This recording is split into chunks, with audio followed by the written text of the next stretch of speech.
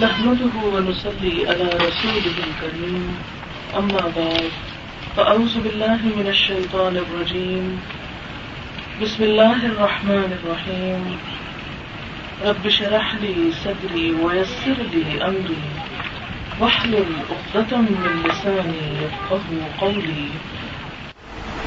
آج کا موضوع جیسا کہ آپ سب کو معلوم ہے خواتین کے حقوق اور فرائض دونوں چیزوں کے بارے میں ہے. سب سے پہلی بات تو یہ ہے کہ انسانی معاشرے میں بگاڑ جب پیدا ہوتا ہے تو اس کے پیچھے کچھ نہایت اہم اسباب ہوتے ہیں، اور جب تک وہ اسباب دور نہیں ہوتے اس وقت تک امن و سلامتی اور چین و اطمینان اور سکون و راحت پیدا ہو ہی نہیں سکتا. اس سے پہلے کہ میں حقوق اور فرائض کی بات کروں، دو نکات پر بات کروں گی. ایک تو یہ کہ انسان کی گمراہی کے اسباب کیا ہیں، اور دوسرا یہ کہ حقوق العباد کی اہمیت کیا ہے، کیونکہ آج کا موضوع جو ہے وہ حقوق العباد سے تعلق رکھتا ہے. گمراہی کا پہلا سبب یہ ہے کہ انسان اپنی نفس کی پیروی اور اپنی نفس کی خواہشات کے پیچھے چلتا ہے. وہ سمجھتا ہے کہ جو کچھ میں ہوں وہ کوئی اور نہیں، سب رعایتیں اور سب آرام اور سکون میرے ہی لیے ہو، میری ہی بات مانی جائے، اور وہ اپنے آپ کو سب سے بڑا سمجھتا ہے. اسی لیے آپ دیکھتے ہیں کہ اللہ سبحانہ و تعالی نے تکبر کو انتہائی ناپسندیدہ قرار دیا ہے اور فرمایا کہ جس شخص کے دل کے اندر رائی کے دانے کے برابر بھی تکبر ہوگا. اب رائی کا دانہ کتنی حقیر اور کتنی چھوٹی سی چیز ہے، وہ شخص جنت میں نہیں جائے گا. لیکن ہم اپنے عام رویے پر اگر غور کریں کہ ہم دوسروں کی چھوٹی چھوٹی بات پر اس قدر آپے سے باہر ہو جاتے ہیں، اس قدر برہم ہونے لگتے ہیں کہ تمام تر حقوق اور فرائض کو اسے پش ڈال دیتے ہیں. اور یہ پہلا نقطہ ہوتا ہے خرابی کا. یہاں سے خرابی کی ابتدا ہوتی ہے. جو شخص اللہ کی عظمت پر یقین رکھتا ہو، اللہ تعالیٰ کو بڑا سمجھتا ہو اور خود کو اس کا بندہ سمجھتا ہو، اور یہ سمجھے کہ اے اللہ میں تیرا تابع دار ہوں، تو نے جو احکامات مجھے دیے ہیں اپنے رسول صلی اللہ علیہ وسلم کی زبانی، میں ان پر یقین رکھتا ہوں، انہیں اپنے فائدے کی چیز سمجھتا ہوں اور اس پر ایمان لا کر ویسا ہی کرنا چاہتا ہوں جس سے تو راضی اور خوش ہو جائے. دوسری بات جو گمراہی کا سبب ہے وہ رسم و رواج ہے ہمارے. ہم ان کے ساتھ اس طرح بندھے ہوئے ہیں کہ انہیں برا سمجھتے ہوئے بھی ان سے جان نہیں چھڑاتے اور ان سے انکار نہیں کرتے. کچھ رسم و رواج ہم نے اپنے ارد گرد کی قوموں سے لیے، میری مراد ہے ہنود اور سکھوں وغیرہ سے. ہندوؤں اور سکھوں کے ہاں جو طریقے اور جو پرائرٹیز تھیں وہ ہم نے بھی اپنا لی، اور کچھ اسلام کی تعلیم حاصل کیے بغیر مہذب مغرب، اس کے تہذیب کے آج کل آپ آثار دیکھ رہے ہیں، کتنا مہذب ہے وہ معاشرہ. اس مہذب مغرب کے میرا اشارہ ہے ان فسادات کی طرف جو آج کل ہو رہے ہیں، اس تہذیب کی طرف. اس تہذیب کو ہم نے اپنے دل و جان سے لگایا اور ان کی ہر بات کو، خواہ وہ انہوں نے اصل میں ہمارے ہی سے کیوں نہ لی ہو، یہ مسلمانوں ہی سے کیوں نہ لی ہو، اسے آنکھیں بند کر کے اپنا لی، اس پر ایمان لے آئے. لہذا یہ رسم و رواج اور یہ طور طریقے اور ان تہذیبوں کی اندھی پیروی یہ بھی انسان کی گمراہی کا باعث بنتی ہے. ہمارے معاشرے میں گھریلو زندگی میں کتنی ہی تلخیاں پیدا کرنے والی ایسی چیزیں جن کا نام رسم و رواج ہے، ایک بہت بڑا فیکٹر ہے. پھر تیسری چیز آپ دیکھیں کہ دوسرے انسانوں کی پیروی. فلاں یہ کر رہا ہے، فلاں ایسا پہنتا ہے، فلاں اس جگہ جاتا ہے، یعنی فلاں کی جو پیروی ہے اللہ کے مقابلے میں، یہ پیروی دراصل غلامی ہے فلاں اور فلاں کی. کیونکہ جب انسان سب کو خوش کرنے کی کوشش کرتا ہے تو وہ اپنا آپ گنوا بیٹھتا ہے، وہ کر ہی نہیں سکتا. اس کے مقابلے میں جب انسان ان سب کی غلامی کا پھندا گردن سے نکال کے صرف اللہ کی اطاعت کا عزم کر لیتا ہے تو اس کی ساری مشکلات آسان ہو جاتی ہیں. اب دیکھیں کہ پہلے تو ہمیں ان تین چیزوں سے چھٹکارا حاصل کرنا ہوگا. دوسرا نمبر پر جو بات مختصراً آپ کے سامنے رکھوں گی وہ یہ کہ ایک گھریلو زندگی کا حسن اطمینان اور سکون اسی صورت میں برقرار رہ سکتا ہے جب انسان دوسروں کے حقوق کو پہچانے اور انہیں ادا کرنے کی فکر کرے. دوسروں کے حقوق کی اہمیت کا اندازہ آپ اس بات سے لگا سکتے ہیں کہ حضور صلی اللہ علیہ وسلم نے فرمایا کہ اگر انسان سے اللہ تعالیٰ کے حقوق میں کوئی کمی بیشی ہو جاتی ہے، مثال کے طور پر اللہ نے ہم پر نماز فرض کی، کبھی سو گئے نہیں اٹھ سکے، نماز جاتی رہی، بیماری کی حالت میں وہ یکسوئی اور وہ اطمینان نہیں ہوتا نمازوں میں، اسی طرح حج، زکوٰۃ، صدقات، خیرات اور بھی جو اللہ تعالیٰ کے حقوق ہیں ہم پر، اگر اس میں کوئی کمی ہو جاتی ہے تو اللہ تعالیٰ اپنی رحمت سے اسے معاف کر دیں گے. لیکن اگر بندوں کے حق میں کوئی کمی ہو گئی تو جب تک بندے معاف نہ کریں اس وقت تک معافی نہیں مل سکتی. پھر اس کے بعد آپ دیکھیں کہ ایک حدیث میں حضور صلی اللہ علیہ وسلم نے فرمایا، اور بہت دفعہ آپ یہ حدیث سن چکے ہوں گے، آپ نے فرمایا کہ کیا تم جانتے ہو کہ مفلس کون ہوتا ہے، غریب کون ہوتا ہے، فقیر کون ہوتا ہے؟ تو صحابہ کرام کا طریقہ کار یہ تھا کہ جواب دیتے تھے کہ اللہ اور اس کا رسول ہی زیادہ بہتر جانتا ہے. تو آپ صلی اللہ علیہ وسلم نے فرمایا فقیر وہ نہیں ہوتا جس کے پاس مال و دولت نہ ہو. میری امت کے فقیر وہ لوگ ہیں، محتاج وہ لوگ ہیں جو قیامت کے دن نیکیاں لے کر آئیں گے، ڈھیروں نمازیں، نفل، صدقے، خیرات اور نہ جانے کیا کچھ کیا ہوگا، لیکن اس کے ساتھ ساتھ اس کا حق مارا، اسے گالی دی، اسے تکلیف پہنچائی، اسے ضرر پہنچایا، یعنی دوسروں کے حقوق میں کمی کی. تو جتنے لوگوں کے حقوق میں کمی کی ہوگی، جس کو تکلیف پہنچائی ہوگی، جس کی اذیت کا سامان کیا ہوگا، تو سب آ کے کھڑے ہو جائیں گے. اب چونکہ قیامت کے دن اس کا جواب صرف اور صرف نیکیوں کی ادائیگی کی شکل میں ہو سکتا ہے، لہذا ہر وہ شخص جس نے حق تلفی کی ہوگی اس شخص کی نیکیاں ان کو تقسیم کر دی جائیں گی، حتیٰ کہ جب اس کی ساری نیکیاں ختم ہو جائیں گی پھر بھی کچھ لوگ کھڑے ہوں گے جو اپنا حق مانگ رہے ہوں گے. اب یہ شخص تو مفلس ہو چکا، یہ تو خسارہ ہو گیا، اس کے پاس تو کچھ نہیں بچا، اب کیا ہو؟ اب ان کی برائیاں اس کے پلے میں ڈال دی جائیں گی تاکہ یہ سزا جا کے بھگتے. لہذا اسلام میں حقوق العباد جو ہیں وہ بے حد اہمیت رکھتے ہیں. اور آپ دیکھتے ہیں کہ حضور صلی اللہ علیہ وسلم نے ایک مسلم کی جو تعریف کی کہ مسلمان کون ہوتا ہے، اس کے بارے میں فرمایا المسلم من سلم المسلمون من لسانه ويده، کہ مسلمان وہ ہے جس کی زبان اور جس کے ہاتھ سے دوسرے مسلمان محفوظ رہیں. اسی طرح آپ دیکھتے ہیں کہ حضور صلی اللہ علیہ وسلم نے فرمایا شہادت جیسا عظیم منصب انسان کے بندوں کے حق میں زیادتی کا کفارہ نہ بن سکے گا. یعنی جب ایک شخص شہید ہوتا ہے، اللہ کی راہ میں مارا جاتا ہے، تو خون کا پہلا قطرہ زمین پر گرتا ہے اور وہ شخص اپنے گناہوں سے بالکل پاک صاف ہو جاتا ہے. لیکن اگر اس شخص نے بندوں کے حقوق میں کچھ کمی کی ہوگی تو وہ حق اسے دینے پڑیں گے. اس کا مطلب یہ ہے کہ بندوں کے حق بندے ہی معاف کر سکتے ہیں، اللہ تعالیٰ معاف نہیں کریں گے. لہذا گھر کی زندگی میں ایک خاتون اپنی زندگی کو اور اپنے گھر والوں کی زندگی کو اور اپنے خاندان کو خوشگوار بنانے کے لیے، پرسکون بنانے کے لیے، اس کے لیے انتہائی ضروری ہے کہ وہ اپنے فرائض کو سمجھے اور ان حقوق کو ادا کرنے کی فکر کرے جو اللہ نے اس پر ڈال دیے ہیں. حقوق کی ادائیگی کا آپ اندازہ اس بات سے بھی لگائیں کہ مسلم میں ایک حدیث ہے، حضور صلی اللہ علیہ وسلم نے فرمایا قیامت کے دن حقداروں کے حقوق ضرور ادا کیے جائیں گے، یہاں تک کہ بے سینگ کی بکری کا سینگ دار بکری سے قصاص لیا ہوگا جس نے بلا وجہ اسے مارا ہوگا. ظاہر ہے کہ اگر جانوروں کے ساتھ یہ معاملہ ہے تو پھر انسانوں کے حقوق تو اس سے کہیں زیادہ اہم اور افضل ہیں. آخری بات اس سلسلے میں یہ ہے جس کا ہمیں مکلف قرار دیا گیا ہے، وہ یہ کہ حضور صلی اللہ علیہ وسلم نے فرمایا کہ کوئی شخص اس وقت تک مومن نہیں ہو سکتا جب تک وہ دوسروں کے لیے وہی پسند نہ کرے جو وہ اپنی ذات کے لیے پسند کرتا ہے. لہذا ہمیں پہلا اور آخری سبق یہ دیا گیا کہ ہم اپنے اندر سے خود غرضی، انا، تکبر اور اپنے آپ کو کچھ سمجھنا، یہ چیزیں جب تک نکال کر اپنے اندر عاجزی اور انکساری اور دوسروں کے حقوق کی ادائیگی کا احساس نہیں پیدا کرتے، اس وقت تک کامیابی سے ہمکنار نہیں ہو سکتے۔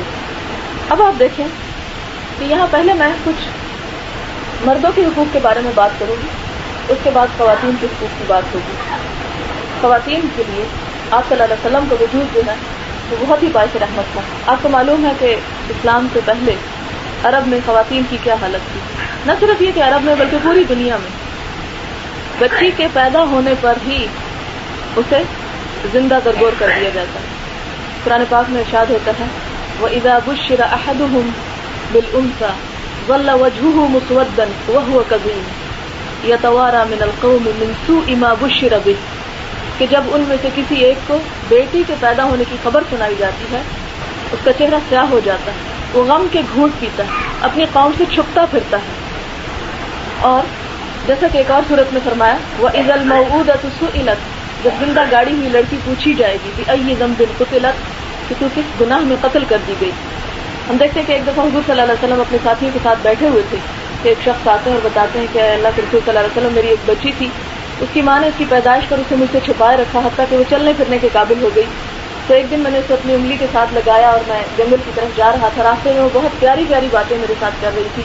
جنگل میں پہنچنے کے بعد میں نے ایک گڑھا کھودا اور وہ اس گڑھے کی مٹی نکال کر اپنے ننھے منھے ہاتھوں سے اسے باہر ڈال رہی تھی، اور میرے دل میں بھی اس کی محبت جو تھی وہ جاگ رہی تھی، لیکن اس کے باوجود اپنی قوم اور انسانوں کی طرف سے آئی ہوئی آر سے بچنے کے لیے میں نے اسے اپنے ہاتھوں سے اس گڑھے میں پھینکا اور اسے دفنا کے آ گیا، اور وہ مجھے ہائے ابا کہتی اور پکارتی رہتی تھی۔ تو جہاں پر انسانیت اپنی گمراہی کی انتہا کو پہنچ چکی تھی، وہاں حضور صلی اللہ علیہ وسلم آتے ہیں اور خواتین کو ان کا مقام دلاتے ہیں۔ نہ صرف یہ کہ انہیں زندگی عطا کرتے ہیں بلکہ اس کے ساتھ ساتھ ان کے حقوق بھی برابری کے دیتے ہیں۔ دیکھیں کہ قرآن پاک میں بے شمار آیات ایسی ملتی ہیں جہاں پر مسلمان مردوں اور عورتوں کا اکٹھا ذکر ملتا ہے، جہاں پر دونوں کو برابر کا درجہ دیا گیا، یعنی ان میں جو فرق ہے وہ صرف ان کے اندر بایولوجیکل فرق ہے، ان کی تخلیق، ان کی ساخت میں فرق ہے۔ جہاں تک حقوق کا تعلق ہے وہ ان کے حقوق برابر ہیں۔ اب دیکھیں ایک جگہ پر اللہ تعالیٰ فرماتے ہیں کہ تم میں سے جو بھی نیک کام کرے گا، خواہ وہ مرد ہو یا عورت، ہم اسے ایک پاکیزہ زندگی عطا کریں گے۔ اسی طرح ایک اور جگہ پر فرمایا کہ جو بھی نیک کام کرتا ہے، خواہ وہ مرد ہو یا عورت، اس کو اس کا پورا بدلہ دیا جائے گا، پوری اسے جزا دی جائے گی۔ لہذا جہاں تک جزا کا معاملہ ہے، جہاں تک حقوق کا معاملہ ہے، وہ ان دونوں کو برابر دیے گئے۔ پھر آپ دیکھیں کہ جہاں پر سزائیں ہیں، ان سزاؤں میں بھی دونوں کو برابر کا شریک قرار دیا گیا، جیسے آتا ہے زانی مرد ہو یا عورت ہو، ان دونوں میں سے ہر ایک کو 100 کوڑے مارے جائیں۔ یہ حدود کی بات ہے، کیوں مارے جائیں اور اس کے پیچھے کیا فلسفہ ہے یہ ایک الگ ڈسکشن ہے جو کسی اور موقع پر انشاءاللہ ہوگی۔ فی الحال بتانے سے مقصود یہ کہ دونوں کے لیے برابر کی بات کی گئی۔ اب دیکھیں کہ مردوں کو جہاں پر عورتوں کے حقوق کا احساس دلایا گیا ان دونوں کی زندگی کو خوشگوار بنانے کے لیے، اس میں سب سے پہلی بات کیا تھی؟ وَعَاشِرُوهُنَّ بِالْمَعْرُوفِ، کہ عورتوں کے ساتھ بہترین طریقے سے گزارا کرو، بھلے طریقے سے ان کے ساتھ پیش آؤ۔ اور اس کے بعد فرمایا کہ اگر تمہیں ان کی کوئی بات ناپسند ہے تو تم اس پر درگزر کرو، ہو سکتا ہے کہ اللہ نے اس میں خیر کثیر رکھا ہو۔ اسی عورت سے جس کی چند باتیں تم اس سے اتفاق نہیں کرتے، لیکن اسی سے اللہ تمہیں ایسی اولاد عطا کرے جو تمہارے لیے صدقہ جاریہ ہو، وہی خاتون تمہارے ایمان اور تمہاری نیکیوں اور تمہارے اعمال اور تمہاری رزق میں فراوانی کا باعث ہو۔ لہذا پہلی نصیحت جو کی گئی وہ یہ تھی کہ حسن سلوک کیا جائے۔ ایک اور جگہ پر حضور صلی اللہ علیہ وسلم نے فرمایا، لوگوں سنو، عورتوں کے ساتھ اچھے سلوک سے پیش آؤ، تمہیں ان کے ساتھ سختی کا برتاؤ کرنے کا کوئی حق نہیں، سوائے اس صورت میں جب ان کی طرف سے کھلی ہوئی نافرمانی سامنے آئے، یعنی وہ کسی بات کو مان کر ہی نہ دیں۔ اگر وہ ایسا کر بیٹھیں تو پھر انہیں اپنی خوابگاہوں میں علیحدہ کر دو، اور انہیں مارو تو ایسا نہ مارنا کہ کوئی شدید چوٹ آئے، اور پھر جب وہ تمہارے کہنے پر چلنے لگیں تو ان کو خواہ ستانے کے بہانے نہ ڈھونڈو۔ دیکھو سنو، تمہارے کچھ حقوق تمہاری بیویوں پر ہیں اور تمہاری بیویوں کے کچھ حقوق تمہارے اوپر ہیں۔ ان پر تمہارا حق یہ ہے کہ تمہارے بستروں کو ان لوگوں سے نہ روندوائیں جن کو تم ناپسند کرتے ہو، اور تمہارے گھروں میں ان لوگوں کو نہ آنے دیں جن کا آنا تمہیں ناگوار ہو۔ سنو، ان کا تم پر یہ حق ہے کہ تم انہیں اچھا کھلاؤ اور اچھا پہناؤ۔ پھر اسی طرح یہ کہ خاوند کو یہ حکم دیا گیا کہ وہ اپنی بیوی کے ساتھ خوشگمانی کا سلوک رکھے. جہاں پر حسن ظن ہر انسان کے ساتھ رکھنے کا حکم دیا گیا ہے، وہاں بطور خاص اس رشتے اور اس تعلق میں اس کی تاکید کی گئی ہے کہ دونوں ایک دوسرے کے ساتھ حسن ظن رکھیں. حضور صلی اللہ علیہ وسلم نے مصالحت کے رویے کو پسند فرمایا اور آپ نے فرمایا او صلح خیر، کہ صلح اور ایک دوسرے کے ساتھ اچھے تصورات اور اچھے خیال کے ساتھ رہنا ہی زیادہ بہتر ہے. اور اللہ سبحانہ وتعالیٰ نے ارشاد فرمایا فَإِن كَرِهْتُمُوهُنَّ، اور اگر تمہیں ناپسند ہے فَعَسَىٰ أَن تَكْرَهُوا شَيْئًا وَيَجْعَلَ اللَّهُ فِيهِ خَيْرًا كَثِيرًا، تو ہو سکتا ہے کہ تم ایک چیز کو ناپسند کرو اور اللہ سبحانہ وتعالیٰ اس میں تمہارے لیے بہت بھلائی رکھ دے. حضور صلی اللہ علیہ وسلم نے فرمایا کوئی مومن اپنی مومن بیوی سے نفرت نہ کرے. اگر بیوی کی کوئی عادت اسے ناپسند تو ہو سکتا ہے کہ کوئی دوسری خصلت اسے پسند آ جائے. لہذا نفرت کرنے کی، ناپسند کرنے کی، حقیر سمجھنے کی کوئی گنجائش اسلام نے بہرحال مردوں کو نہیں دی. پھر اسی طرح مردوں کو حکم دیا گیا کہ وہ خواتین کے ساتھ عفو و درگزر اور ایک دوسرے کو برداشت کرنے کا مادہ اپنے اندر پیدا کریں، اور اگر ان کی طرف سے کوئی کوتاہی ہو جائے تو اس پر انہیں معاف کر دیں. قرآن پاک میں اللہ سبحانہ وتعالیٰ کا ارشاد ہے یا ایھا الذین آمنوا ان من ازواجکم واولادکم عدوا لکم فاحذروہم وان تعفوا وتصفحوا وتغفروا فان اللہ غفور رحیم. اللہ سبحانہ وتعالیٰ فرماتے ہیں مومنو، تمہاری بعض بیویاں اور بعض اولاد تمہاری دشمن ہیں، تو ان سے بچتے رہو، اور اگر تم عفو درگزر اور چشم پوشی سے کام لو تو یقین رکھو کہ خدا بہت ہی زیادہ رحم کرنے والا ہے. اب یہاں پر یہ جو فرمایا گیا کہ تمہاری دشمن ہے، تو اس سے مراد یہ کہ دشمنی اسلام کی نظر میں دراصل وہ دشمنی ہے جس میں ایک انسان دوسرے کی آخرت کو برباد کر دیتا ہے.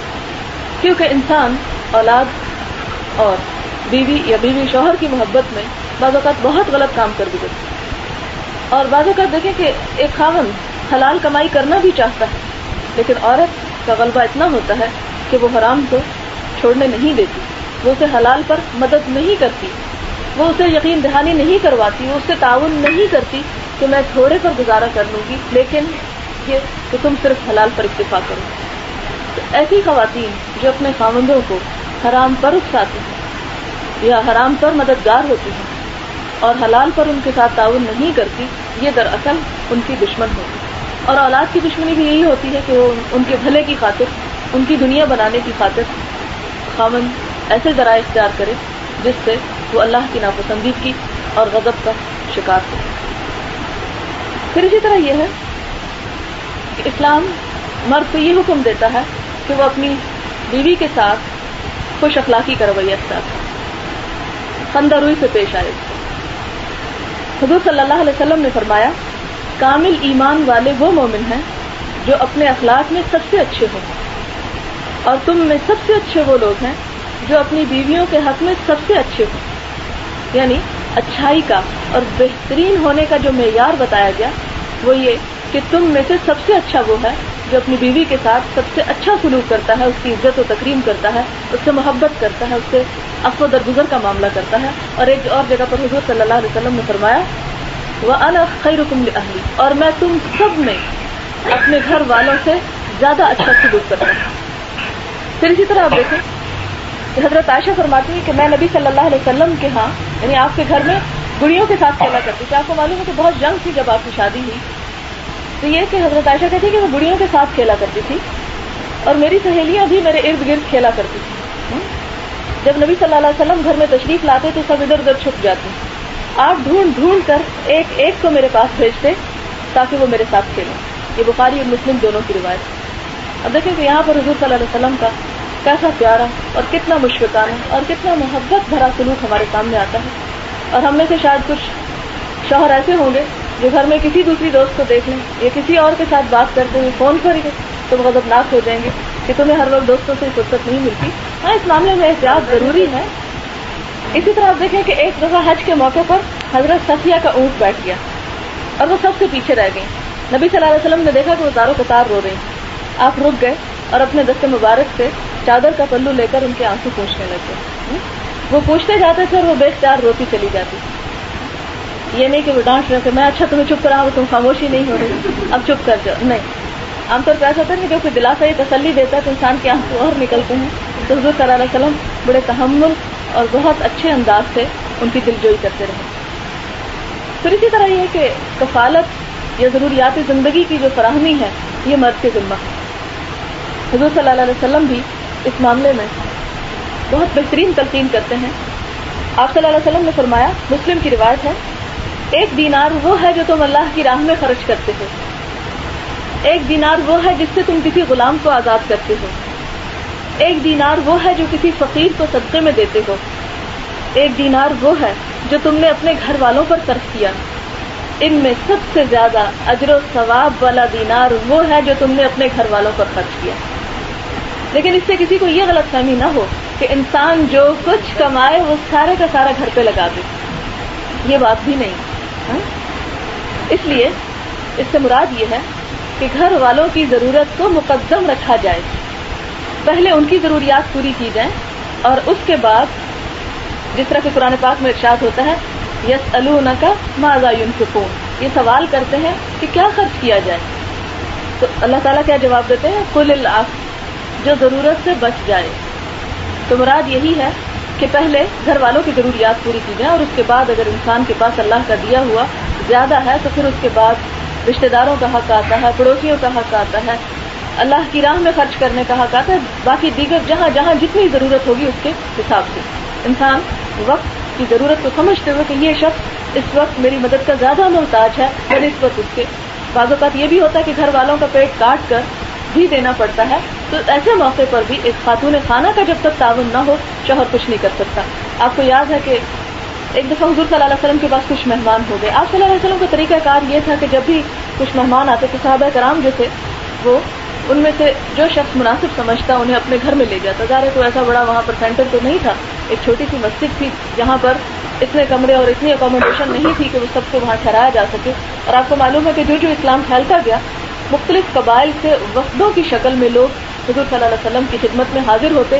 کوئی 1 مہینہ ٹھہرتا, کوئی 1 ہفتہ ٹھہرتا, کوئی چند دن ٹھہرتا, اور آپ صلی اللہ علیہ وسلم سے وہ تعلیمات سیکھنے کے بعد اپنے اپنے دیش کو, اپنے اپنے شہروں کو واپس لوٹتے اور وہاں جا کر اپنے کنبے قبیلے کو اور اپنے گھر شہر والوں کو وہ تعلیمات جو تھے وہ سکھاتے تھے, اور اس طرح اسلام کی تعلیم دور دور تک پھیلی.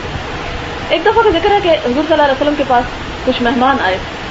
ان مہمانوں کے آنے پر آپ صلی اللہ علیہ وسلم نے یہ درخواست کی کہ انہیں کوئی نہ کوئی ضیافت کے لیے اپنے گھر لے جائے. آپ صلی اللہ علیہ وسلم کے گھر میں بھی اس وقت کچھ نہیں تھا, آپ کے قریبی ساتھیوں کے گھر میں بھی اس وقت کچھ نہیں تھا. جتنے میں ایک صحابی کہتے ہیں کہ اللہ کے رسول صلی اللہ علیہ وسلم میں انہیں لے جاتا ہوں. گھر لے آتے ہیں تو اپنی بیوی سے پوچھتے ہیں کہ کتنا کھانا ہے. وہ بتاتے ہیں کہ اتنا ہے کہ جس سے یا ہم خود کھا سکتے ہیں اور بچے کھا سکتے ہیں یا ان مہمانوں کو دیا جا سکتا ہے. تو انہوں نے لیمپ بجھا دیا اور کہا کہ اس طرح ساتھ بیٹھ جاتے ہیں کہ یہ انہیں محسوس نہ ہو کہ ہم کھا نہیں رہے, ہم ان کے ساتھ شریک ہو جاتے ہیں لیکن کھانا ان کے لیے بچا دیتے ہیں تاکہ یہ پیٹ بھر کے کھا لیں. تو صبح وہ جب مسجد نبی میں تشریف لاتے ہیں تو حضور صلی اللہ علیہ وسلم انہیں خوشخبری دیتے ہیں کہ اللہ تعالیٰ نے آپ کے بارے میں ایک آیت نازل کی ہے, اور وہ آیت کیا ہے, وَيُؤْثِرُونَ عَلَىٰ أَنفُسِهِمْ وَلَوْ كَانَ بِهِمْ خَصَاصَةٌ, کہ ایمان والے وہ لوگ ہوتے ہیں جو دوسروں کو اپنے آپ پر ترجیح دیتے ہیں. وَلَوْ كَانَ بِهِمْ خَصَاصَةٌ, خواہ وہ کتنے ہی خود ضرورت مند کیوں نہ ہو. لہذا اپنی ضرورت کو کاٹ کر بعض اوقات اور اپنے آپ کو بھوکا رکھ کے بھی اور اپنے آپ کو تکلیف میں رکھ کے بھی دوسرے کے آرام و آسائش کا خیال کرنا, یہ اللہ کے قریب کرنے والی باتوں میں سے ہے اور اللہ کی محبت کا باعث ہے. پھر آپ دیکھیں کہ گھر والوں کی تعلیم و تربیت کا انتظام کرنا جو ہے یہ بھی مرد پر فرض ہے, کیونکہ قرآن پاک میں اللہ تعالیٰ ارشاد فرماتے ہیں یا ایھا الذین آمنوا قوا انفسکم واہلیکم نارا, اے لوگوں جو ایمان لائے ہو اپنے آپ کو اور اپنے گھر والوں کو جہنم کی آگ سے بچاؤ. اگرچہ ایمان والوں میں خواتین بھی شامل ہیں جو ذمہ دار ہیں اس بات کی کہ وہ اپنے بچوں کی تربیت اور اپنے ارد گرد نوکروں کی اور دوسرے تیسرے جو بھی اس کی رعایا میں شامل ہیں اس کا انتظام کریں, لیکن بطریق اعلیٰ یہ مرد پر فرض ہے کہ اپنے گھر والوں کی دینی تعلیم و تربیت کا بندوبست کریں. اسی طرح آپ دیکھیں کہ حضور صلی اللہ علیہ وسلم نے فرمایا کہ رات کے وقت جب کوئی مرد اپنی بیوی کو جگاتا ہے اور دونوں مل کر 2 رکعت نماز پڑھتے ہیں تو شوہر کا نام ذکر کرنے والوں میں لکھ لیا جاتا ہے اور بیوی کا نام ذکر کرنے والیوں میں لکھ لیا جاتا ہے, جس کا سورۃ الاحزاب میں ارشاد فرمایا اللہ تعالیٰ نے وَالذَّاكِرِينَ اللَّهَ كَثِيرًا وَالذَّاكِرَاتِ, کہ اللہ کے پسندیدہ بندے کون ہیں؟ جو اللہ کا بہت کثرت کے ساتھ ذکر کرتے ہیں، اور وہ عورتیں جو اللہ کو کثرت کے ساتھ یاد کرتی ہیں. تو ایسے لوگ جو رات کو اٹھ کر اللہ کے ہاں سر بسجود ہوتے ہیں، ان کا نام اللہ تعالیٰ اپنے ان خاص بندوں کے ناموں میں شامل کر لیتا ہے جن کے ساتھ وہ قیامت کے دن بہت ہی خاص قسم کا معاملہ کرے گا، بہت ہی VIP ٹریٹمنٹ دے گا. پھر اسی طرح آپ دیکھیں کہ اب خواتین کے کیا فرائض ہیں. یہ تو اب تک ہم نے دیکھے کہ مردوں پر یہ چیزیں فرض ہیں، انہیں یہ اور یہ کرنا ہے. اب دیکھتے ہیں کہ ہمیں کیا کرنا ہے. اس لیے کہ جب تک ہر شخص اپنی جگہ پر اپنے فرض کو ادا کرنے کا احساس اپنے اندر نہیں پیدا کرتا، اس وقت تک وہ حقوق لے ہی نہیں سکتا. لہذا اس میں شاید کچھ باتیں ایسی بھی ہوں جو آپ کو بڑی ناگوار گزریں، اس پر آپ کا دل بھی تنگ ہو کہ نہیں یہ نہیں ہو سکتا. لیکن پھر یہی بات آ جاتی ہے کہ اسلام نام ہے اطاعت کا، تابعداری کا، سر تسلیم خم کر لینے کا، اور اللہ تعالیٰ نے ہم نے جو حقوق اور فرائض کی تقسیم کی ہے وہ ہمارے ہی فائدے کے لیے کی، ہمارے ہی بھلائی کے لیے کی ہے. اب دیکھیں کہ اگر ہم اپنے فرائض ادا کرتے ہیں یا ہم اپنے حقوق لیتے ہیں تو اس میں اللہ سبحانہ و تعالیٰ کا کیا فائدہ ہے؟ اسے تو کچھ نہیں ملتا. یہ سب کچھ کس کے فائدے کے لیے ہے؟ میرے اور آپ کے فائدے کے لیے. لہذا ضروری ہے کہ وہ پابندیاں اور وہ چیزیں جو اللہ سبحانہ و تعالیٰ نے ہم پر لگائیں، ہم بھی ان کا احساس کرنے والے ہیں. عورت پر سب سے پہلا فرض جو ہے وہ شوہر کی اطاعت کا ہے، تو شوہر کی بات مانے. اب اطاعت میں معروف پر اطاعت، نیکی پر اطاعت، شر پر نہیں. اس لیے کہ اللہ سبحانہ و تعالیٰ ایک جگہ پر ارشاد فرماتے ہیں تعاونوا علی البر والتقوی ولا تعاونوا علی الاثم والعدوان، کہ نیکی اور تقوی کے کاموں میں ایک دوسرے کی مدد کرو، شر، زیادتی اور ظلم پر ایک دوسرے کے مددگار نہ بنو. لہذا ایک تو یہ بات ہمیں اپنے ذہن میں رکھنی ہے. دوسری بات یہ کہ حضور صلی اللہ علیہ وسلم نے فرمایا کہ لا طاعۃ المخلوق فی معصیۃ الخالق، جہاں خالق کی اطاعت ہے وہاں مخلوق کی اطاعت نہیں ہو سکتی. یعنی مخلوق کی بات ماننے میں خالق کی نافرمانی نہیں کی جا سکتی. اب یہاں پر دیکھیں کہ اللہ تعالیٰ نے مسلمان عورتوں کی جو صفت بیان فرمائی وہ ہے سب صالحات قانتات، کہ صالح عورتیں، نیک عورتیں اطاعت گزار ہوتی، تابع دار ہوتی. مثال کے طور پر عورت جاب نہیں کر سکتی اس وقت تک جب تک اس کا شوہر اسے اجازت نہ دے. اور یہ دراصل اجازت والی بات نہیں ہوتی، یہ دوسرے معنوں میں مشاورت ہے. کہ اگر ایک شوہر یہ سمجھتا ہے کہ ایک عورت کے باہر جانے سے گھر کا نظام متاثر ہو رہا ہے، بچوں کی تربیت صحیح طور پر نہیں ہو رہی، گھر میں سکون کی بجائے ہر وقت تھکاوٹ کے آثار ہیں چہرے پر، اور گھر کا سارا سکون برباد ہو رہا ہے، تو اس صورت میں اگر عورت وہ نکلتی ہے تو وہ اس کی طرف سے نافرمانی ہوگی، اور اس کا یہ کام جو ہے وہ اللہ کی نظر میں ناپسندیدہ ہوگا. پھر اسی طرح عورت پر جو فرض عائد ہوتا ہے وہ یہ ہے کہ اپنی آبرو اور عزت و عصمت کی حفاظت کرے. کیونکہ حضور صلی اللہ علیہ وسلم نے فرمایا عورت جب 5 وقت کی نماز پڑھے، اپنی آبرو کی حفاظت کرے، اپنے شوہر کی فرما بردار رہے، تو جنت کے جس دروازے سے چاہے اندر داخل ہو جائے. یعنی عورت کے یہ کام جو ہے کہیں زیادہ بھاری ہیں ان ساری سرگرمیوں سے جو شوہر باہر سر انجام دیتے رہتے ہیں. اسی طرح شوہر کی اجازت اور مرضی کے بغیر دوستوں کو ملنا، حتیٰ کہ اپنے رشتہ داروں کو ملنا جو ہے وہ بھی درست نہیں. اس میں یہ نہیں کہ شوہر اگر قطع رحمی کا حکم دے رہا ہے تو اس کی تو بہرحال ہمیں اطاعت نہیں کرنی. مثال کے طور پر شوہر یہ کہتا ہے کہ اپنے والدین سے ملنا ختم کر دے، یا اپنے بہن بھائیوں سے تعلق کاٹ لے، یا اسی طرح کوئی اور غلط قسم کا مشورہ دیتا ہے تو وہ اطاعت تو نہیں ہوگی، لیکن اس میں متکبرانہ رویہ بھی نہیں ہوگا. بہرحال جہاں اللہ تعالیٰ نے انسان کو خسارے سے بچنے کے لیے 4 صفات بتائیں، والعصر ان الانسان لفی خسر، قسم ہے زمانے کی انسان خسارے میں ہے جب تک وہ ایمان نہ لے آئے، نیک کام نہ کرے اور ایک دوسرے کو حق کی تلقین نہ کرے. مثال کے طور پر اگر خاوند یہ کہتا ہے کہ تم والدین سے ملنا چھوڑ دو تو یہ کیا ہے؟ قطع رحمی. اور قطع رحمی جو ہے بہت بڑا گناہ ہے. اب ایسے موقع پر عورت کیا کرے گی؟ عورت یہ نہیں کرے گی کہ نافرمانی کر کے زبردستی نکلے اور اسے چڑھائے اور کہے کہ نہیں میں تو ضرور جاؤں گی اور میں ایسا اور ایسا کروں گی. نہیں، اس موقع پر عورت پر بھی فرض ہے کہ وہ تواصل بالحق، ایک دوسرے کو حق کی تلقین کرے، شوہر کو آہستہ آہستہ اور طریقے کے ساتھ یہ سمجھائے کہ اسے قطع رحمی کا حکم نہیں دینا چاہیے۔ اسی طرح اگر کوئی شوہر یہ چاہتا ہے کہ اس کی بیوی جو ہے وہ ایسا لباس پہنے یا ایسے کام کرے جو اللہ کی نظر میں ناپسندیدہ ہیں، تو ایسے معاملات میں بھی عورت مرد کی بات نہیں مانے گی، لیکن پھر دیکھیے کہ معاملہ جو ہے وہ ضد اور ہٹ دھرمی کا نہیں ہوگا، موافقت کا، مشاورت کا اور ایک دوسرے کے ساتھ تعاون کرتے کرتے آگے بڑھنا ہوگا۔ پھر اسی طرح یہ ہے کہ عورت پر فرض یہ ہے کہ وہ اپنے خاوند کے لیے زیب و زینت کرے، اپنے آپ کو صاف ستھرا رکھے، اپنے آپ کو سجا بنا کر رکھے، اس لیے کہ ایسا کرنا سراسر عبادت ہے۔ اور ایسا کرنے سے خصوصاً ان خواتین کے خاوند جو اپنی خواتین سے یہ ڈیمانڈ کرتے ہیں کہ وہ ان کے لیے سجے بنے، اور پھر وہ جان بوجھ کر اس چیز کو نگلیکٹ کرتی ہیں، اور ان کے اس بے رخی اور اس غلط رویے کی وجہ سے شوہر کسی اور غلطی میں مبتلا ہوتا ہے یا کسی اور طرف متوجہ ہوتا ہے، تو اس غلطی کی ذمہ دار بھی صرف خواتین ہی ہیں۔ پھر آپ دیکھیں کہ محبت کرنا بھی واجب ہے، عبادت ہے، اور نہ صرف یہ کہ انسان دل میں محبت رکھے بلکہ اس محبت کا اظہار بھی کرے مختلف طریقوں کے ساتھ۔ اب دیکھیں کہ ایک دفعہ حضور صلی اللہ علیہ وسلم بیمار ہو گئے۔ حضرت صفیہ جو آپ کی وائف تھی، انہوں نے آپ کو دیکھا تو ایک دم کڑک اٹھی اور کہنے لگی کہ ہائے آپ کی جگہ میں بیمار ہو جاتی اور آپ بیمار نہ ہوتے۔ یہ صرف ایک مثال ہے محبت کے اظہار کا کوئی نہ کوئی طریقہ، کسی بھی طریقے سے، کسی بھی اپنی بات کے ذریعے، اپنے رویے کے ذریعے۔ اس کا نتیجہ کیا ہوتا ہے کہ نتیجے میں جب شوہر کا دل خوش ہوتا ہے تو وہ جواباً اپنی بیوی کو خوش کرنے کے لیے ہر طرح کی قربانی کرتا ہے اور ہر طرح سے اس کے آرام و آسائش کا کچھ خیال رکھتا ہے۔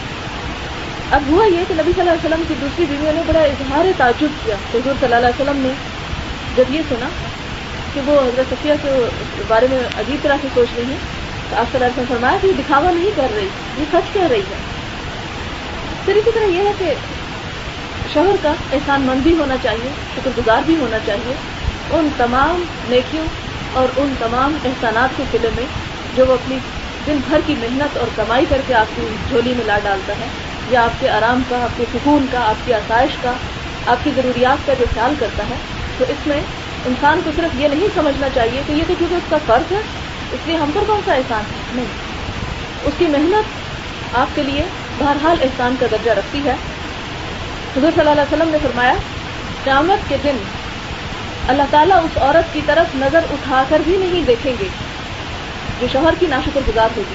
اور ناشکری کیا ہوتی ہے کہ حضور صلی اللہ علیہ وسلم نے فرمایا کہ ایک عورت اپنے ماں باپ کے گھر میں دنوں بیٹھی رہتی ہے، پھر اللہ اس کو شوہر عطا فرماتا ہے، پھر اسے اولاد سے نوازتا ہے، اور ان تمام احسانات کے باوجود اگر کسی بات پر وہ شوہر سے خفا ہوتی ہے تو کہہ اٹھتی ہے میں نے تمہاری طرف سے کبھی کوئی بھلائی نہیں دیکھی۔ یہ جملہ ادا کرنا جو ہے یہ سراسر ناشکری ہے۔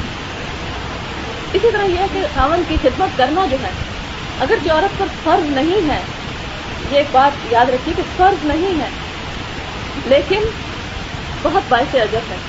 مثال کے طور پر کھانا پکانا، کپڑے دھونا، گھر کے کام کاج عورت پر فرض نہیں، اگر کوئی خاتون یہ کام نہیں کرتی تو قانون اس سے اس خاوند کو یہ حق نہیں دلوا سکتا۔ اسلامی قانون عورت کو مجبور نہیں کرتا کہ وہ ضرور یہ کام کرے، لیکن اگر کوئی خاتون یہ سب کچھ کرتی ہے تو یہ سراسر اس کی طرف سے احسان ہے اور اس پر وہ برابر اجر کی مستحق ہوگی۔ اب دیکھیں کہ نہ صرف یہ کہ گھر کے کام کاج بلکہ حضرت عائشہ اپنے ہاتھ سے حضور صلی اللہ علیہ وسلم کے کپڑے دھوتی، آپ صلی اللہ علیہ وسلم کے سر میں تیل لگاتی، آپ کا کنگھا کرتی، خوشبو لگاتی، اور یہی حال دوسری صحابی خواتین کا بھی تھا۔ اب اس میں صرف یہ نہیں کہ عورت ہی ہمیشہ احسان کا رویہ رکھے بلکہ مرد پر بھی بطریق اولا یہ فرض قرار دیا گیا، بلکہ قرآن پاک میں حکم دیا گیا کہ وعاشروہن بالمعروف، ان سے اچھے طریقے سے معاملہ کرو اور بہت بہترین طریقے سے ان کے ساتھ گزر بسر کرو، اور اس میں وہ تمام چیزیں آ سکتی ہیں جو تعلقات کو آپس میں خوشگوار بناتی ہیں۔ عام طور پر ہم سمجھتے ہیں کہ تحفے تحائف جو ہیں یہ بالکل باہر کے لوگوں کے لیے، حالانکہ شوہر اور بیوی میں حضور صلی اللہ علیہ وسلم نے محبت کو بڑھانے کا جو طریقہ بتایا وہ یہ کہ تحادو تحابو، ایک دوسرے کو ہدیہ دیا کرو تو اس سے آپس میں محبت بڑھتی ہے۔ تو وہ ہدیہ شوہر کے لیے بھی ہو سکتا ہے اور شوہر کا بیوی کے لیے بھی ہو سکتا ہے۔ اسی طرح یہ کہ عورت پر ایک اور فرض یہ عائد ہوتا ہے کہ شوہر کے گھر، مال اور جو وہ تمام چیزیں اس کی حفاظت میں یا اس کی ذمہ داری میں دیتا ہے ان کی پوری طرح حفاظت کرے. یہ نہیں کہ اگر شوہر نہیں ہے تو پنکھے چل رہے ہیں، گھر کے پانی بہہ رہا ہے اور اسی طرح ضائع ہو رہا ہے تو ہوتا رہے اور انسان کسی چیز کی کیئر نہ کرے. نہیں، یہ سب کچھ کیا ہے؟ امانت ہے. نہ صرف یہ کہ شوہر کی، قوم کی، بلکہ اللہ تعالیٰ کی طرف سے یہ تمام نعمتیں جو ہیں یہ استعمال کے لیے تو ضرور ہیں لیکن ضائع کرنے کے لیے نہیں ہیں. حضور صلی اللہ علیہ وسلم نے قریش کی عورتوں کی تعریف کرتے ہوئے فرمایا، قریش کی عورتیں کیا ہی خوب عورتیں ہیں، بچوں پر نہایت مہربان ہیں اور شوہر کے گھر بار کی انتہائی حفاظت کرنے والی ہیں. حضور صلی اللہ علیہ وسلم نے نیک بیوی کی خوبیاں بیان کرتے ہوئے فرمایا، مومن کے لیے خوف خدا کے بعد سب سے زیادہ مفید اور باعث خیر نعمت نیک بیوی ہے. اور نیک بیوی کون ہوتی ہے؟ جب خاوند اسے کسی کام کے لیے کہے تو وہ خوش دلی کے ساتھ اس کام کو سر انجام دے. جب وہ اس پر نگاہ ڈالے تو عورت اسے خوش کر دے، یعنی ظاہری سج دھج یا بناوٹ جو ہے وہ اس طرح کی بنا کر رکھے جو شوہر کو پسند آئے، یعنی شوہر اسے دیکھے تو خوش ہو. اور جب بیوی کے بھروسے پر کسی سے کوئی عہد کر بیٹھے یا قسم کھا بیٹھے تو وہ اس کی قسم اور اس عہد کو پورا کر دے. وہ یہ نہ کہے کہ مجھ سے پوچھا تھا، مجھ سے پوچھے بغیر ہی اپائنٹمنٹ کر کے آگے، بس میں نہیں جا سکتی، میں نہیں یہ کر سکتی. نہیں، اگر وہ کسی جائز بات میں اس پہ بھروسہ کرتے ہوئے کہ نہیں میری بیوی بہت اچھی ہے، وہ میری بات مان لیتی ہے اور کسی سے کوئی بھی پرومس کر لیتے ہیں، تو ایک اچھی عورت کی صفت یہ ہے کہ اس عہد کو اسے پورا کرنے میں مدد دے. پھر اسی طرح یہ کہ جب وہ کہیں چلا جائے تو وہ اس کے پیچھے اپنی عزت و آبرو کی حفاظت کرے اور شوہر کے مال و اسباب کی نگرانی میں شوہر کی خیر خواہ اور وفادار رہے، یعنی اسے ضائع نہ کرے. اسی طرح یہ ہے کہ جیسے کہ پہلے بھی زیب و زینت کا ذکر ہوا، آخر میں پھر میں صفائی اور سلیقہ کے بارے میں تھوڑی سی بات کرتی ہوں کہ عام طور پر ہم لوگوں کا تصور یہ ہے کہ تقویٰ یہ کہ انسان گندا رہے، گھر الجھا ہوا ہے، گندا ہے، برتن بکھرے ہوئے ہیں، گرد جمی ہوئی ہے ہر جگہ پر، اور اس چیز کو انسان سمجھے کہ تقویٰ ہے، یہ نیکی ہے. اسلام میں ایسے کسی تقویٰ کا ذکر کہیں نہیں ملتا. ایک عورت پر نہ صرف یہ ذمہ داری عائد ہوتی ہے کہ وہ اپنے آپ کو سجا بنا کر رکھے بلکہ اپنے گھر کا بھی صحیح طور پر سلیقہ اور انتظام کرتی رہے. تو حقیقت یہ ہے کہ جو کچھ بھی وہ کرتی ہے اپنی حدود اور اپنے اوقات کو سامنے رکھ کر، اپنے وسائل کو سامنے رکھ کر، تو یہ تمام تر اس کے لیے عبادت ہے. اب آپ کے لیے میدان کھلا ہے اگر آپ اسے کوئی کوشچن کرنا چاہیں. ابھی آپ نے کہا نہیں کہ عورتوں پہ گھر کا کام پڑ گیا، جی وہ تو گدی پہ چڑھ کے بیٹھ جائیں گے، وہ کیوں کریں گے جب اللہ کی طرف سے کوئی ان پہ پابندی نہیں. لیکن میاں بیچارہ کو ان کا دہل بن کے کما کے لائے، بیوی آگے سے کچھ بھی نہ کرے، یہ ہے کہ ذمہ داری ہوتی ہے. آپ نے اچھا سوال کیا ہے کہ پھر عورت کس لیے ہے؟ ہاں، اگر اس کے اوپر کام کرنا فرض نہیں تو بات یہاں پر فرض کی ہو رہی ہے. ٹھیک ہے کہ ایک چیز ہوتی ہے فرض اور ایک ہوتا ہے احسان. ہاں، اب یہ ہے کہ جب بھی گھر بنتا ہے تو وہ دونوں طرف کی برابر کوششوں سے ہی بن سکتا ہے. اب ایک عورت اگر بیمار ہے یا وہ نہیں کر پاتی یا اس کی کوئی بھی اور مجبوری ہے، اس کے بچے اس طرح چھوٹے ہیں، اس کے اوپر ذمہ داری ہے، تو ایسی صورت میں اگر کوئی شوہر اس بات پر ناراض ہوتا ہے یا اس بات پر اسے اپنے سے الگ کرنا چاہتا ہے یا اس بات پر اس سے خفا ہے کہ تم گھر کے کام نہیں کرتی ہو، تو وہ اس سے کسی بھی قانون یا کسی بھی زبردستی سے اس سے نہیں لے سکتا. خاوند کا یہ بھی فرض ہے کہ وہ اسے نوکر چاکر بھی فراہم کرے، لیکن جو شوہر نہیں کر سکتا فراہم، اس صورت میں بیوی پر تعاون جو ہے وہ عائد ہوتا ہے، اسے کرنا ہے. اور اس میں دیکھیں کہ اب جیسے کہ پہلے بھی آپ کے ساتھ یہ بات ہوئی کہ ایک عورت جب گھر کا کھانا پکاتی ہے تو وہ یہ سمجھے کہ وہ جنت میں جانے والے کاموں میں سے ایک کام کر رہی ہے، کیونکہ حضور صلی اللہ علیہ وسلم نے فرمایا کہ جو بھوکے کو کھانا کھلاتا ہے وہ جنت کی راہیں ہموار کرتا ہے. گھر میں بچے ہیں، شوہر ہے، رشتہ دار ہیں، وہ تمام کے تمام بھوکے گھر آتے ہیں دفتروں سے یا کاموں سے واپس لوٹتے ہیں، اور گھر میں خاتون سے نہیں میں تو پکا نہیں سکتی یا میں نہیں پکاتی، تو اس صورت میں ایک ہوتی قانون کی پکڑ، قانون اسے نہیں پکڑ سکتا. لیکن اگر وہ کرتی ہے یہ کام تو وہ اپنے لیے آخرت سمیٹ رہی ہے. عورت پر کیا فرض ہے؟ عورت پر جو فرض ہے وہ یہ کہ وہ خاوند کی اطاعت کرے. اگر وہ نہیں کرتی تو اس بنیاد پر وہ اس سے ناراض ہو سکتا ہے. اور یہ اطاعت جو ہے یہ صرف عام زندگی کے کاموں میں نہیں، بلکہ خاوند اگر اسے اپنی ضرورت کے لیے بلاتا ہے، یعنی اپنے بستر پر اس کو بلاتا ہے، عورت جو ہے وہ انکار کرتی ہے، تو حضور صلی اللہ علیہ وسلم نے فرمایا، یعنی بخاری کی روایت ہے کہ اگر خاوند नाखुश होकर और खफा होकर उससे सो जाता है तो तमाम रात फरिश्ते जो हैं उस औरत पर लानत करते रहते। दूसरी तरफ खावंद को भी ये हुक्म दिया गया कि वो औरत की बीमारी, उसकी सेहत, उसकी मसरूफियत और इन चीज़ों का एहतराम करे। ये सूरत क्यों पैदा होती है? औरत आमतौर पर इनकार के जरिए कुछ मुतालबात अपने मनवाती है। मुझे ये चाहिए, ये बात होगी तो ये होगा, फला काम होगा, तो ये इसको मशरूत ना करें। जी याद दिलाई मुझे मैंने पढ़ी है कि हुजूर ने फरमाया कि जिस औरत के हाथ काम करने को खराब हो जन्नत में। हाँ बिल्कुल, यानी वो क्या जाहिर इससे जाहिर होता है कि वो जन्नत में जाएगी। जैसे कि मैंने कहा कि खाना पकाने वाली औरत जन्नत की राहें हमवार कर रही है, वो ठीक है, लेकिन कानूनी तौर पर जबरन नहीं करवा सकता। एक औरत है, बीमार है बेचारी, वो हामिल है। आप देखें कि औरत पर कैसी कैसी कैफियत गुजरती हैं। हमल के दौरान कुछ औरतें ऐसी हैं कि जो 9 महीने चारपाई पर पड़ी रहती हैं। अब अगर उस पर अल्लाह ताला फर्ज कर देता और वो ना करती तो उस सूरत में वो गुनाहगार होती। इसी तरह यह है कि पैदाइश के बाद उस पर कैसी हालत आती है। उस सूरत में अगर उसके शौहर या कोई और मुतालबा करता है उससे और वो नहीं करती तो वो भी उस पर गुनाह होता। इसी तरह यह है कि बाज़ औक़ात उसके बच्चे छोटे हैं और शौहर जो है वो नौकर फराहम कर सकता है, लेकिन जानबूझ के वो पैसा नहीं लगाना चाहता, बीवी को आराम नहीं पहुंचाना चाहता, तो ऐसी सूरत में शौहर गुनाहगार होगा।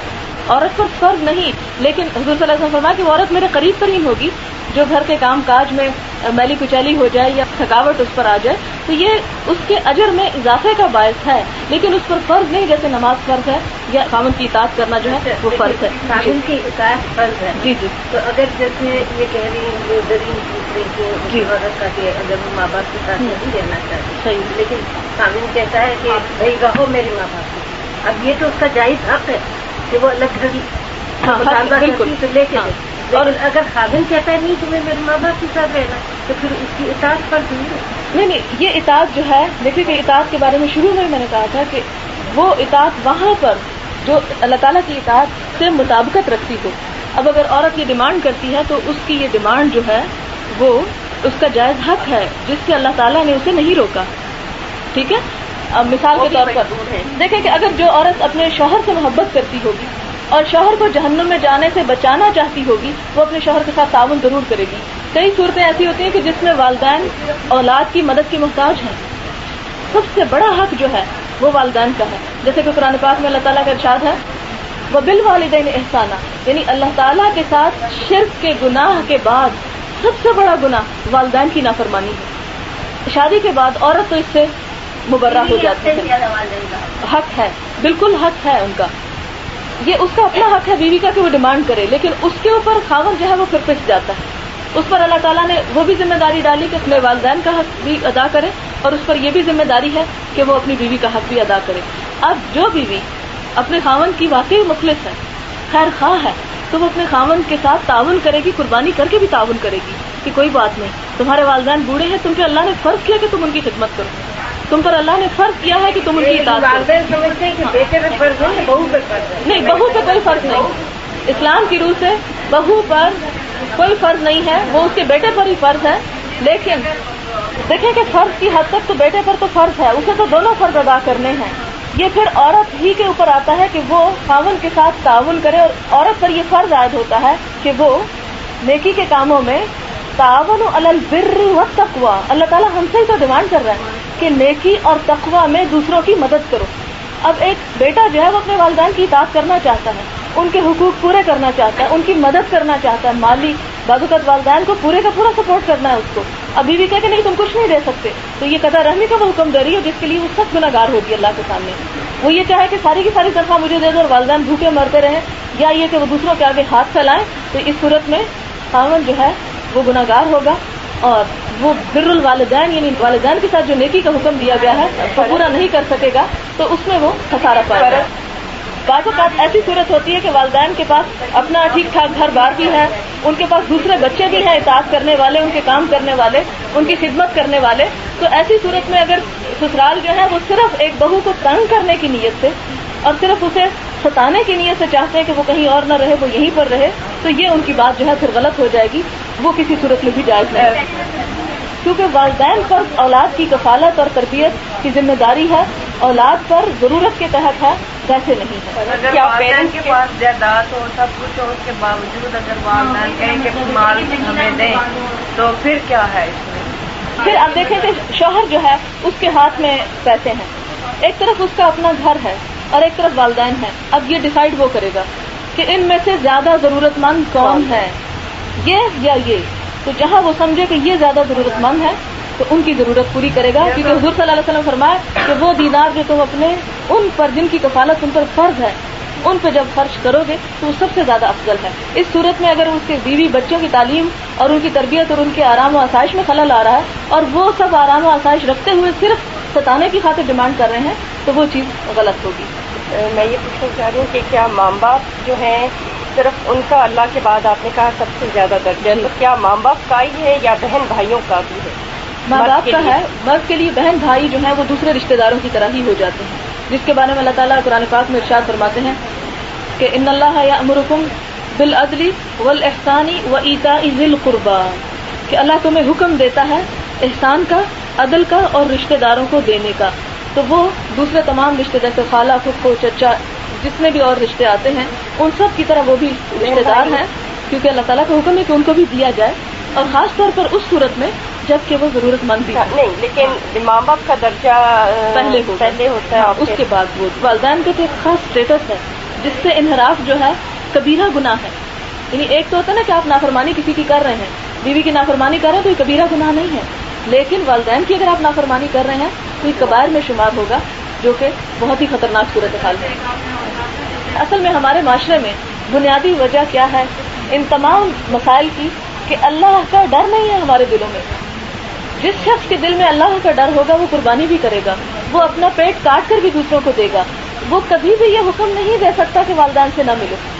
اسی لیے ضرورت زیادہ سے زیادہ اس بات کی ہے کہ معاشرے کے اندر آگہی پیدا کی جائے اللہ تعالیٰ کے جو احکامات ہیں اور اللہ تعالیٰ کی طرف سے جو ہم سب پر ذمہ داریاں عائد ہوتی ہیں ان سب کو ہم پہچاننے والے ہوں, جاننے والے ہوں, اور سب کچھ جو بھی کریں وہ اللہ کی خاطر کرنے والے ہوں. اب دیکھیں کہ بعض اوقات ایسا ہوتا ہے کہ آپ کا شوہر آپ کے ساتھ بہت زیادتی کرتا ہے اور آپ کا ایک ذرا برابر دل نہیں چاہتا جواباً احسان کرنے کو, لیکن آپ پھر بھی احسان کرتے ہیں. آخر کیوں؟ اس لیے کہ مجھے اس شخص کے ساتھ احسان نہیں کرنا, مجھے تو اپنے اللہ کے سامنے اچھا بننا ہے اور مجھے اس کی محبت چاہیے, اور اس کی محبت میں میں سب کچھ کرنے کو تیار ہوں. اگر انسان کے اندر یہ جذبہ پیدا ہو تو حالات کتنے بھی خراب ہوں وہ اللہ کے فضل و کرم سے ضرور بہتر ہو جائیں گے. یعنی دوسرا کتنی بھی زیادتی کر جائے, کیونکہ بعض اوقات ادھر سے ہو جاتی, بعض اوقات ہم سے ہو جاتی ہے. جیسے کہ میں نے شروع میں بات کی کہ انا کا مسئلہ نہ بنائے کسی چیز کو, یہ جانتے ہوئے بھی کہ زیادتی پر ہے دوسرا شخص. جیسا کہ آپ نے حدیث میں پڑھا ہوگا کہ جو شخص حق پر ہوتے ہوئے جھگڑا چھوڑ دے, اپنے حق سے دستبردار ہو جائے, تو اللہ تعالیٰ جنت کے کناروں پر اس کا گھر بنائیں گے. اور اسی طرح یہ ہے کہ یہ رشتہ اور یہ تعلق قربانی کے بغیر خوشگوار ہو ہی نہیں سکتا. اس میں انسان صرف لینے والا نہیں ہوتا بلکہ دینے والا زیادہ ہوتا ہے. اگر آپ میری صرف یہ بات یاد رکھیں کہ جتنا آپ دینے والی ہوں گی, اپنے فرائض کو ادا کرنے والی ہوں گی, اتنی ہی آپ خوش قسمت بن جائیں گی. اس کا صرف ایک جملے میں خلاصہ کروں گی کہ اپنے فرائض کو حقوق کی طلب کے بغیر اور حقوق کے چھیننے کے جذبے کے بغیر دینے کا جذبہ لے کر ادا کرنے کی نیت سے آپ آگے بڑھیں تو انشاءاللہ تعالی تمام مسائل حل ہوں گے. سبحانك اللهم وبحمدك نشهد ان لا اله الا انت نستغفرك ونتوب اليك والسلام عليكم ورحمة الله وبركاته.